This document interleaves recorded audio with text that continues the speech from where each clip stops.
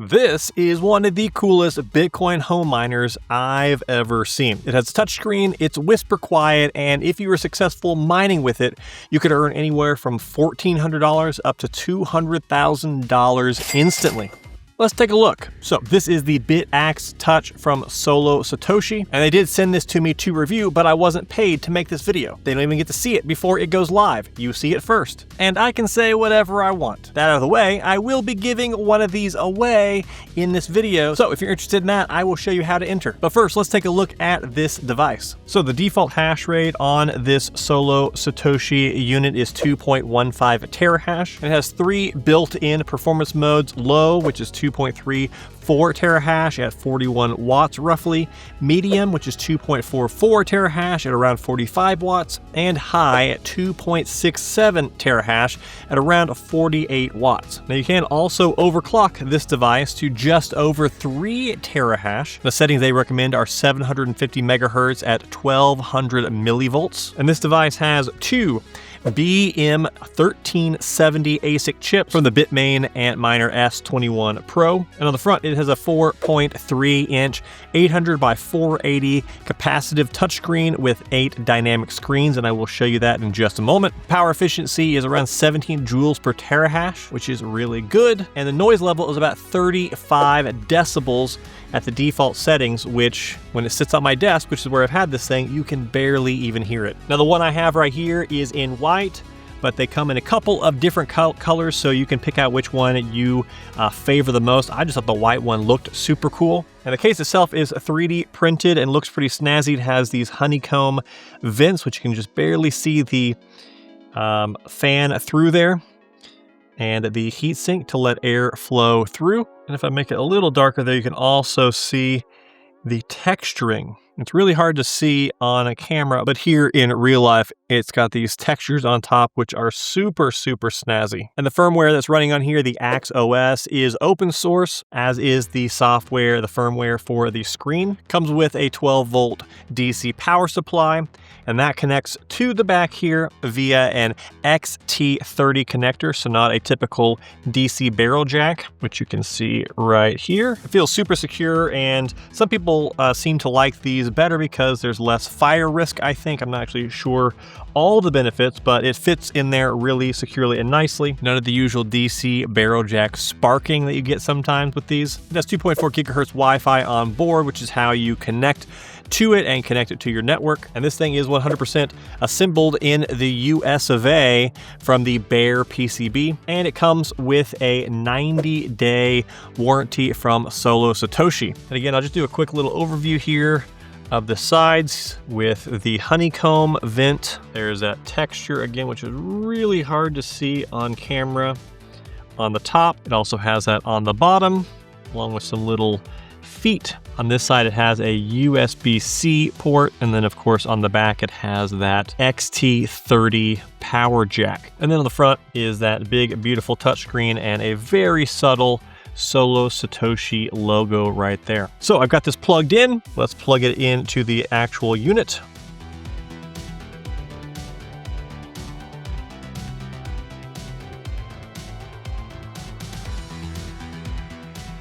And just like that, it has booted up. The fan is currently on and operating. I don't know if you can actually hear it over the microphone, but it just got a lot quieter. During normal operation, this thing is very, very quiet, I found. Again, I've had it on my desk. Before that, I had it in my kitchen area here at the studio.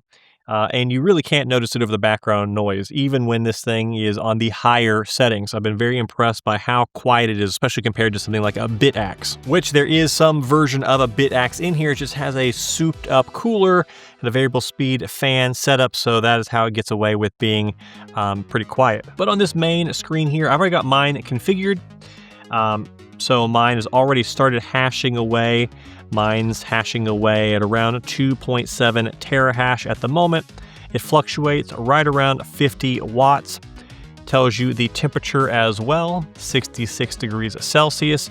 Tells you your highest difficulty, shows you your shares and your rejects and your fan speed. You can also touch here and see the hardware, which is the Gamma Turbo, BitAxe Gamma Turbo using the BM1370 chips. You can also see your pool info here. But then at the bottom here, there's all these other buttons and functions. So one of the really cool things is when you first set this up, typically with a BitAxe, you're going to, on your computer, connect to the BitAxe's Wi-Fi and then configure it to your main network. But what's cool with having a touchscreen, you can actually select the Wi-Fi option, select the network, scan for networks, input your password in there, all on the device. Because again, it's a touchscreen. So that's really cool. You don't actually necessarily need a computer to set up the Wi-Fi portion, which is really convenient. But for like the pool setup and stuff like that, you will want to use your desktop because you're going to put your Bitcoin address in there and a bunch of other pool info, and that is going to be really painstaking to enter on here with a keyboard. But at least you can set the Wi-Fi directly from the device, which is a huge win compared to so many of the other little home miners out there. But again, here's the home screen, which shows all that info I already covered. Up next shows you what the current Bitcoin block height is. The next one is the latest blocks. And sometimes the very first time you click on one of these, it takes a few seconds to load once you've just booted up the device. But after a couple seconds, it will then pop up and then you're good to go. And this is showing the latest blocks that have been solved and what pools and what the fees are and all that good stuff. If you're familiar with mempool.space, well, then you know this setup already pretty well. The next one is the time, which is actually not accurate. I need to set my clock. It's not 10:30. This will be a late video. The next one is Bitcoin's current price, which is what I've had it set to on my desk. But again, once it loads initially, if you go back to it, it loads much faster. Just when you first boot it up, everything takes a few seconds to load. Again, the Wi-Fi, and then you have some of your settings here, including being able to set it from low, medium, or high performance mode, your automatic fan control, the screen brightness, time zone, and updates. And then there's also a nice little hash rate monitor screen here, which shows you your real-time hash rate. Now, what's great about this is, again, the firmware on this is open source. You can go to the GitHub and you can play around with it yourself, download the software, mess with it. You can show anything from like sports info to the weather or whatever. There's people out there who have been playing around with this and configuring it to their own liking. But also, SoloSatoshi has told me they're going to continue offering some upgrades and extra functionality going forward.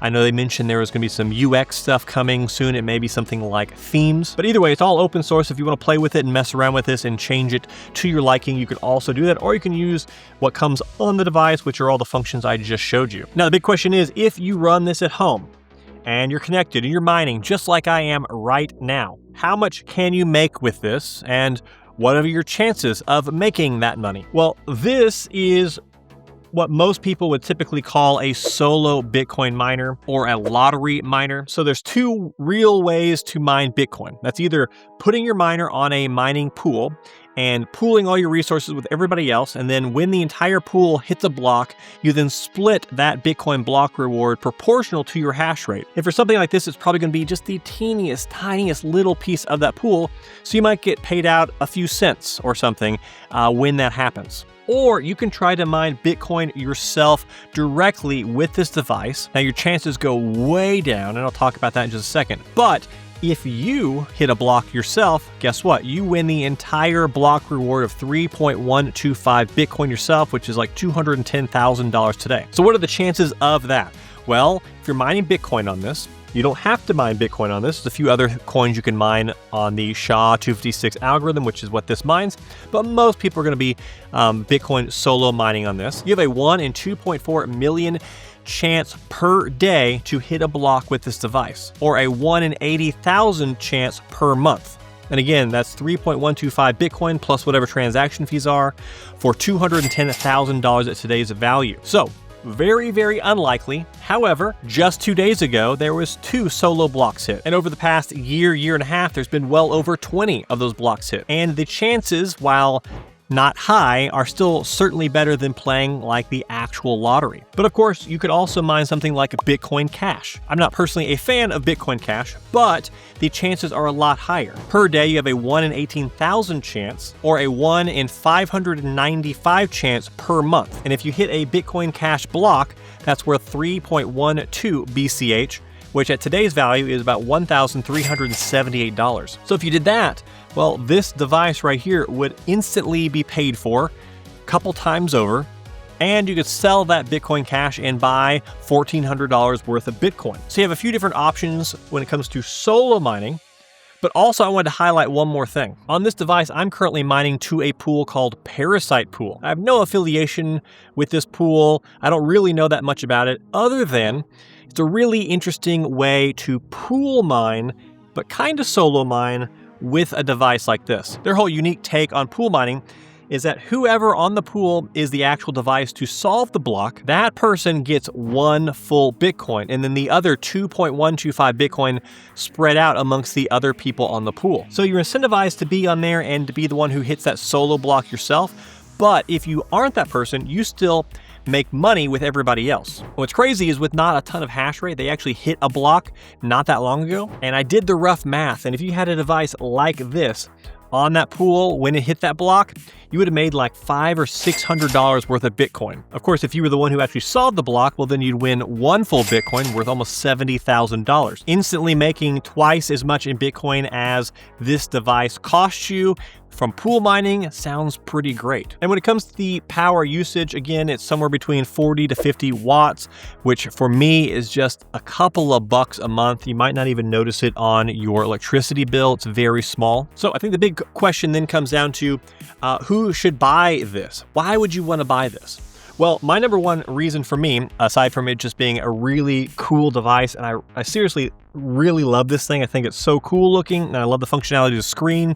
It's so different than most of the other lottery miners I've played with.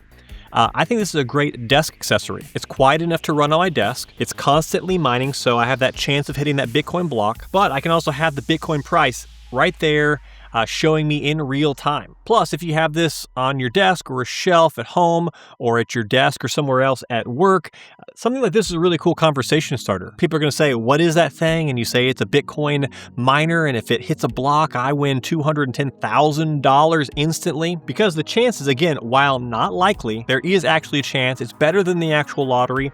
And while people keep saying that Bitcoin solo mining is a waste of time, people who run these things keep hitting blocks. But of course, if you have really cheap electricity or something like solar power for your house or free electricity at your apartment or something, you can just pool mine with this. There's some great options for pool mining where you just get a regular little payout, or you can put this in your bag if you travel a lot and plug it in at hotels and use their free electricity, or again, plug it in at work if they're okay with you having a little device like this on your desk, which something like this, they might not even realize is a Bitcoin miner because it just shows stuff on the screen. Now, if you want one of these, again, this is from SoloSatoshi, and I will put a link to this down below, along with a discount code in case you want to buy one. So that's how you buy one of these things.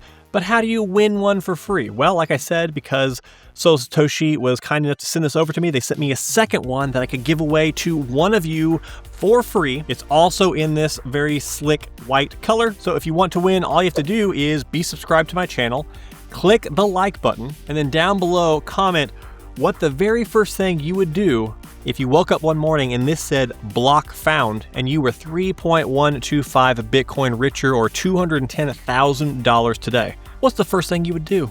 I want to know. And I'll pick one of those random comments to send this to for free, and you can enjoy a solo Bitcoin miner on me and my friends over at SoloSatoshi. Now, this is a great way to mine Bitcoin at home. I'm a huge fan of this. But what if you want something that's even more flexible? What if you want to use cell phones to earn passive income while using very little power? Well, watch this video where I chat with someone who is doing exactly that. Someone who has made thousands of dollars using cell phones over the past year through a bunch of different opportunities. Go check it out.